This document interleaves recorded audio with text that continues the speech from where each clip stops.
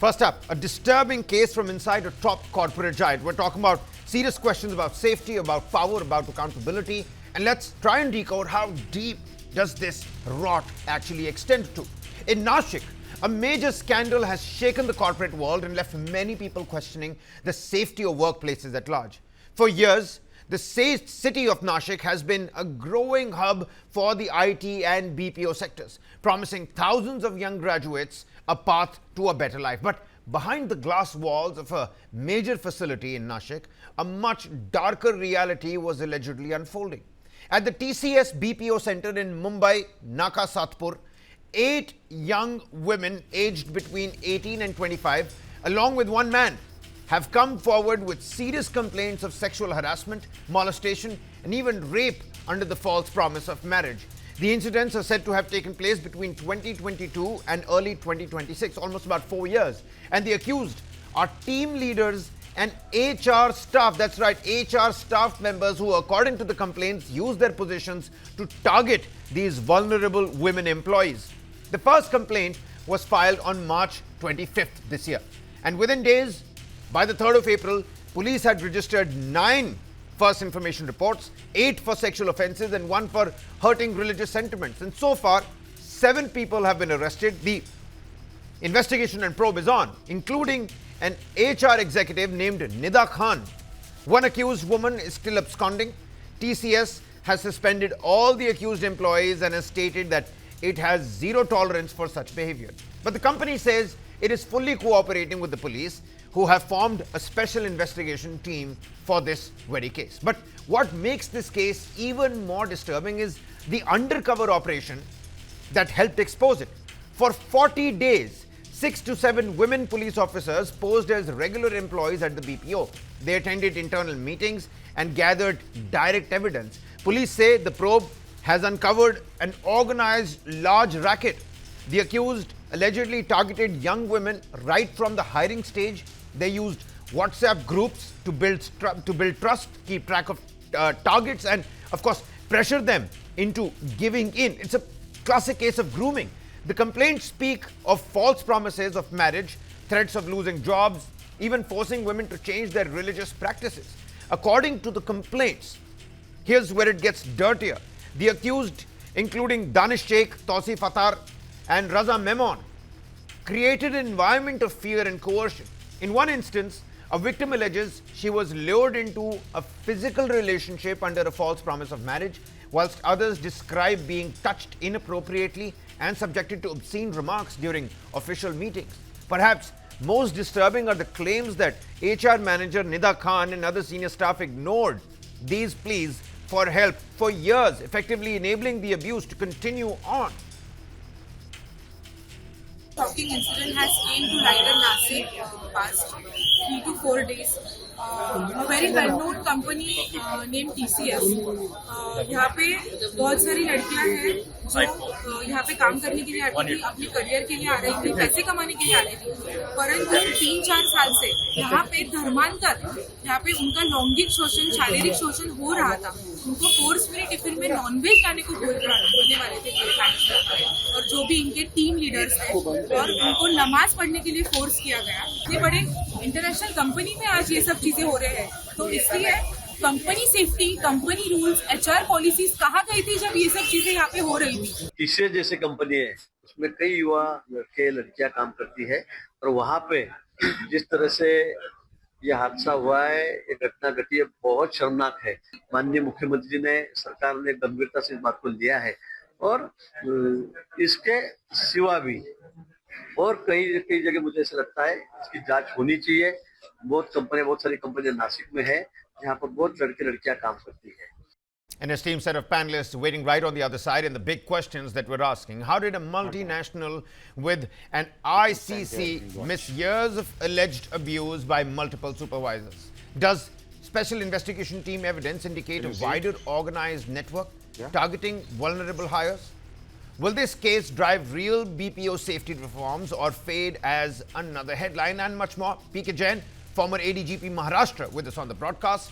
Dr. Nisha Nujumuddin, women's rights and public policy analyst. Many thanks for taking out the time. And Dr. Kiranpreet Kaur, human resources expert and advisor, the human capital, with us on the broadcast. So essentially, all areas and aspects are going to be covered. But, ADGP Jain, let me begin the snowball with you. We're seeing allegations of grooming. There were clear-cut WhatsApp groups, prolonged exploitation for years on end. And of course, the HR seems to be involved here as well. Collectively, our heads should again hang in shame. But based on your experience of handling such kind of complex cases, how do investigators in this particular case establish the intent, the pattern of the cases? We're learning about 40 days, 6 to 7 women cops went undercover. Do these pattern point to isolated misconduct, or from your understanding and your assessment, your reading, this is a larger network at play? ADGP.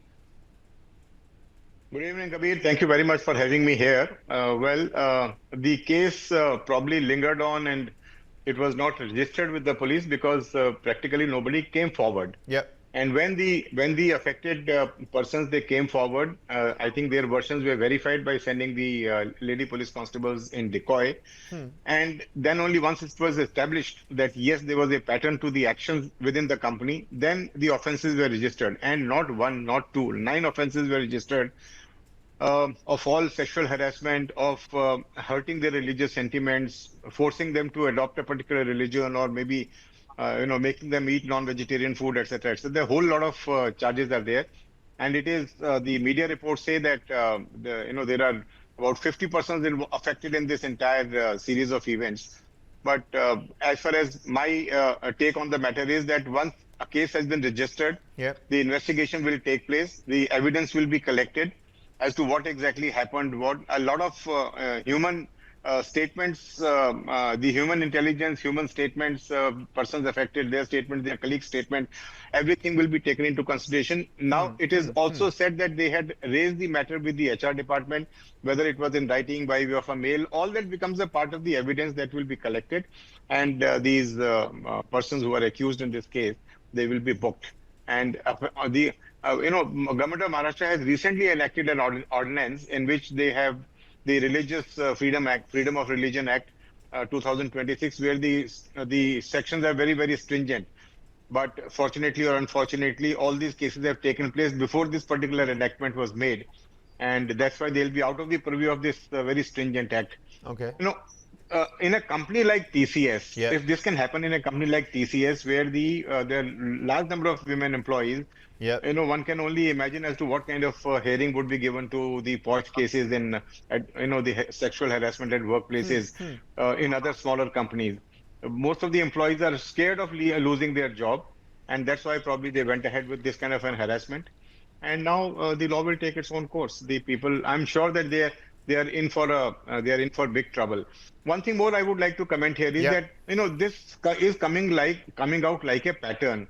If educated persons, I can understand an uneducated person, a crude person in the society resorting to this kind of a tactics, or maybe some hardcore religious Maulvi indulging into this kind of practices, which are now being thrown up all over the country.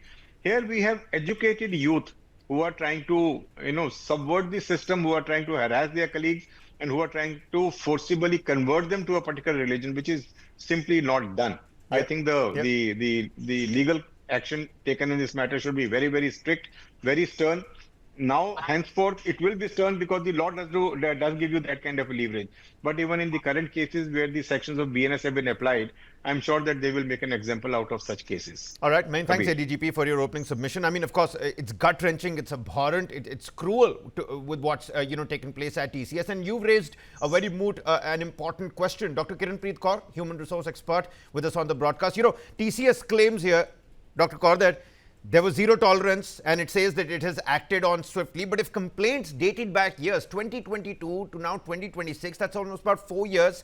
Is this a failure of internal system, isn't it? If this happened in a top IT firm, just like ADGP was telling us, how safe are India's workplaces really for young women trying to make a career for themselves? Very well said, Kabir. I think it clearly tells us that global presence does not eliminate the local realities, which is social power dynamics that still influence the workplaces. And while TCS claims that it has a zero tolerance policy, I'm, still not clear with the execution fidelity at the ground level, because if the gap exists, this is only bound to happen, because awareness is one thing and actual understanding and the speed of response and whether the investigation is perceived neutrally or with a preconceived notion, all of this makes all the difference. And immediate acknowledgement of complaints becomes the first part of action, which is protection, against any kind of retaliation Yeah. of an unbiased inquiry process. So HR credibility completely depends on consistency, not bases the hierarchy, bases the region or the business pressure. And especially when team leaders, who are the first line of culture enforcement, it is very disturbing to miss out the early warning signs, which is You're absolutely right. Dr. Kaur, your verbiage, it resonates with what, psychology students call organizational behavior.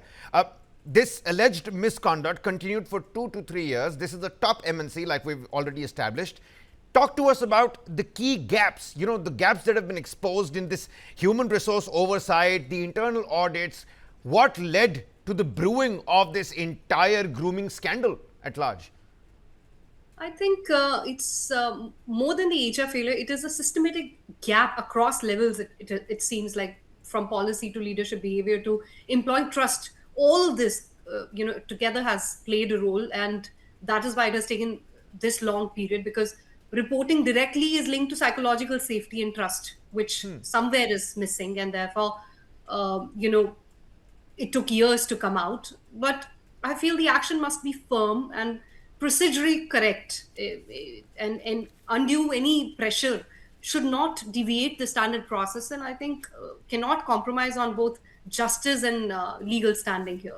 Yep. So any organization, I feel, should ensure that it's a time-bound investigation, transparent and confidential, and POSH must be taken very, very seriously, and a rerun, targeted POSH and leadership sensitization, I think, immediately should You're happen. absolutely right. It's not, a measure of compliance for these big companies. It has to act inside those corporate setups as well.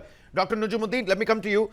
Victims say the complaints were made earlier, but they were completely ignored. The key gaps have been highlighted. The modus operandi has been spoken about by the ADGP. But, when we talk about crime versus conspiracy, victims are saying the complaints were made, nothing happened. This is a clear violation of the POSH Act. Help the viewers understand what kind of legal liability now does the company face, TCS. It's a big brand, it's a big company, there's a lot of money involved, and this can very quietly and quickly be pushed under the rug as well. So here we need to understand the fact that whether India's workplace is truly safe, or are our systems failing silently. Now, this is totally evidence, a very clear evidence of the fact that the system is actually collapsing and the workplace safety is also at a stake. Now, the victims, when we were talking about the victims here, victims are actually trapped in fear, in career insecurity, and they also face a great psychological pressure. And now, when you talk about the legal point of view, there is a legal and a policy breakdown as well, because we have already done the violation of the POSH Act of 2013, and the IPC provisions on harassment, the coercion, and even the ICC, that is the Internal Complaints Committee as well. So this shows that in spite of having all this, either it is proven to be ineffective, or they are either inactive, is what is there. Say law exists, but the implementation part in a very effective way is missing, is what I would say. And now, in spite of the victim being complaint also, the HR failure is a big question here. When the HR is failing, that is equal to the institutional failure, because the complaints were illegally ignored, and when the HR is failing to primarily carry forward the duty of protection, automatically it is actually posing a question that the silence of HR is actually louder than the crime itself. Now, here the women are also involved. Again, automatically, this is actually preventing the women workforce also from coming forward and working in such corporate environments. Now, when you talk about from economic and a corporate impact also, this is actually causing a huge damage with regard to the reputation of India's IT sector as a whole. And the women workforce participation, that also suffers greatly. And we know that in our country, India, the women workforce participation is much lesser compared to the male. So when such kind of instance happens, we're discouraging our other gender to come up again. And now again, with regard to corporate governance, there arises a trust deficit as well. because unsafe workplace are actually bad economies, and they're not just bad ethics. This is something which we need to understand. So what I would suggest, again, apart from being a women activist, as a public policy expert, couple of suggestions which I would say, a policy recommendation is that one is to make the posh what we have truly independent, and the external third party ICC members are very mandatory. And now there should be an annual independent POSH audit, because when internal committee cannot deliver external justice, we can have all this, nothing wrong in that. And there should also be a That's safe and anonymous reporting system as well. Today we are in the age of AI, so AI-based complaint portals can be there. There can be direct escalation to external ombudsman as well. No, you're right. You're right, Dr. Najumuddin. I think more than AI, there needs to be a human audit here. There needs to be a human touch when it comes to these kind of sensitive cases. Depending completely on AI here, in my personal purview, is not going to be the right decision. But hey, I could be wrong. I'm not the HR expert here. But what's important at this point in time is, of course, the fact that we need to make sure that protections must be in place so as to make sure that we prevent further silences. People should still come out and be able to talk about it. And I think we're going to go to Dr. Kaur on that right after I take this next question with ADGP. ADGP, I don't mean to put you on a spot here, but it seems like politics is running a little ahead of the facts. This is being called corporate jihad. I mean, there is criminal misconduct.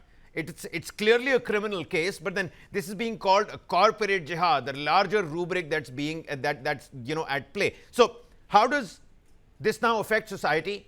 How should we be consuming this particularly? Because I did want to understand the central agencies have shown great interest in this. The NIA, the ATS, the IB, they're all heavily involved. The SIT has to directly report with the details to these central agencies. But are we not running a little ahead of the facts when it comes to politicizing the entire issue, calling it corporate jihad?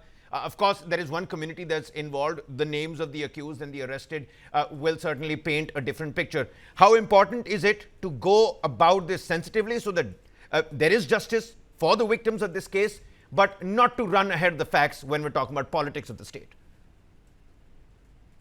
See, Kabir, when this entire business of terrorism started, we used to have very low-level players, very uneducated, illiterate people who were probably at the hem of the things. Then gradually it came down, it came up to matriculates and semi-literate people. Then it graduates. Then it was Unani doctors.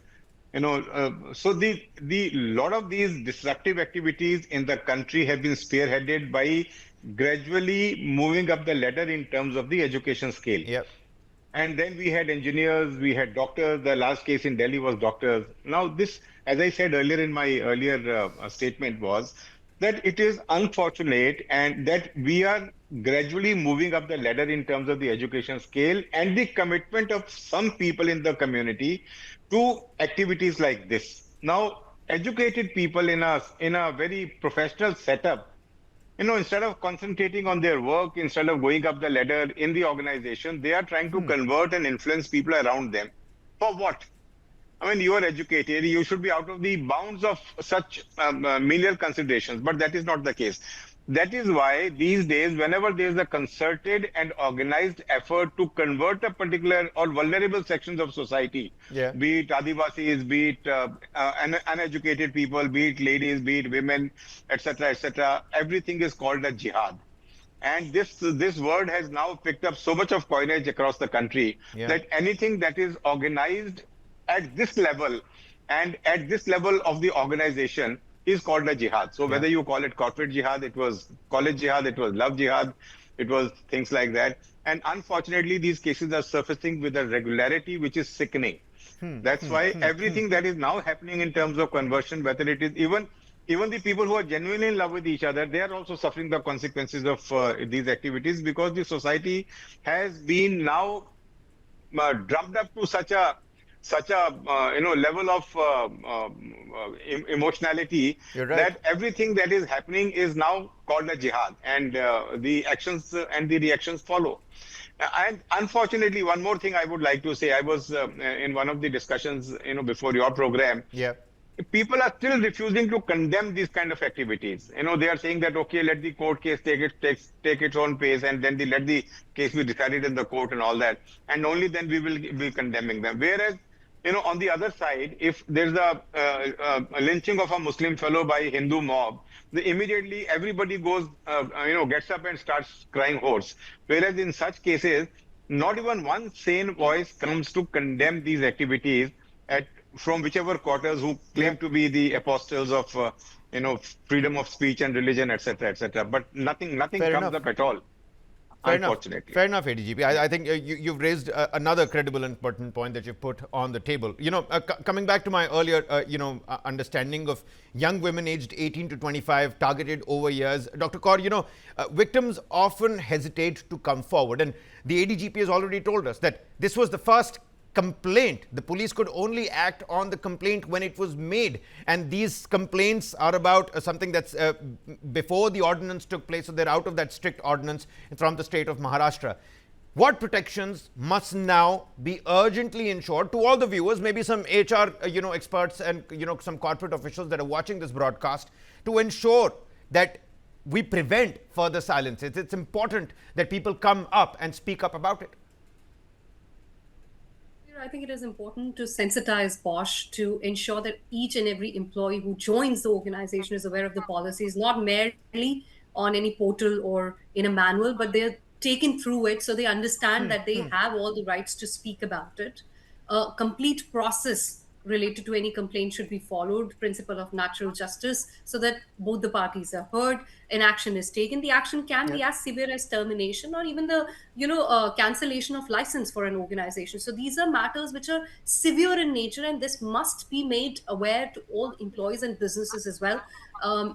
In areas where businesses take it just as mere a tick box in a checklist, these situations arise. And but it's easier said than done, Dr. Kaur, isn't it? I mean, my apologies for interjecting here. If the HR itself is under investigation by these central agencies that are busy with anti-terrorism, those are the kind of cases that they're handling. What does it say about corporate checks and balances? Where does it leave us in this, corporate India dreams? Which means that while the organizations are scaling up and going global, we're missing on ensuring the existence of the policies being implemented at the ground level. It clearly, reflects that. And severe action must be taken, whether punitive or exonerating, and ensure that they're procedurally fair and therefore cannot be legally challenged in the near future, so that no such recurrence happens in the near future, and it gives an opportunity for other organizations to learn from and ensure that they take these laws seriously in their organizations. Najumuddin, we've covered large aspects of, what's really wrong and how deep this rot actually goes on. And it's important to continuously have these conversations. My, gratitude to all the panelists that have come out and spoken about this. But before we wrap this up, final word, Dr. Najumuddin, will this case now force companies to rethink compliance? What do you think is going to happen? Is this going to be just a 2-day headline-ridden, show, and then people just forget about it? Are India's corporate workplaces structurally equipped to prevent such abuse? This is a big company that we're talking about. There are so many small fish in the sea as well. Corporate India today needs accountability and not these excuses. And I would say that India cannot become a global economic power if its workplace is totally unsafe, right? Yep. So growth without dignity is not progress. It's actually an utter failure. This is a truth which all of us also know. And now fear-free workplace is again a fundamental right. So I would like to conclude by saying that from a very, very balanced point of view, now the focus must remain on justice and safety. And we should avoid communal polarization and sensationalization, because crime has no religion. So justice should have no bias as well. So this is something which we need to really, keep in mind. And talking about the corporate culture, again, corporate is very important for us, but there are certain protocols where they fail to maintain. So now again, TCS being a very big company, they have a zero tolerance policy, no doubt about it. But having said that, when such kind of issues happen, this is not only one TCS. There can be multiple other TCS also. So furthermore, if you see in Hyderabad also, in Telangana also, the IT sector, they're planning to revive it entirely because of the case that happened in Nashik again. So they have been very careful that when such kind of issues come, they're able to, tackle it without, causing an issue to the victim or the employees working there. So I would really say that India's corporate culture need to be revived a little more. Okay. The fact that it is not about it's about more about accountability and not about excesses. No, you're absolutely right. You're absolutely right. This has to be an example. This has to set a precedent. This has to tell the entire, country that heads are turning on this particular case, and there needs to be more accountability, like you pointed out, Dr. Najumuddin. The investigation is, of course, going to reveal the facts, but the bigger question is already staring us in the face, and I hope we get answers to it soon. Hope that good sense prevails. If this can happen inside a top corporate setup, how safe are India's workplaces really? Many thanks for taking out the time and speaking to us here on News 9. ADGP, many thanks. Dr. Najumuddin, many thanks. Dr. Kaur, always a pleasure to have you with us here on News 9.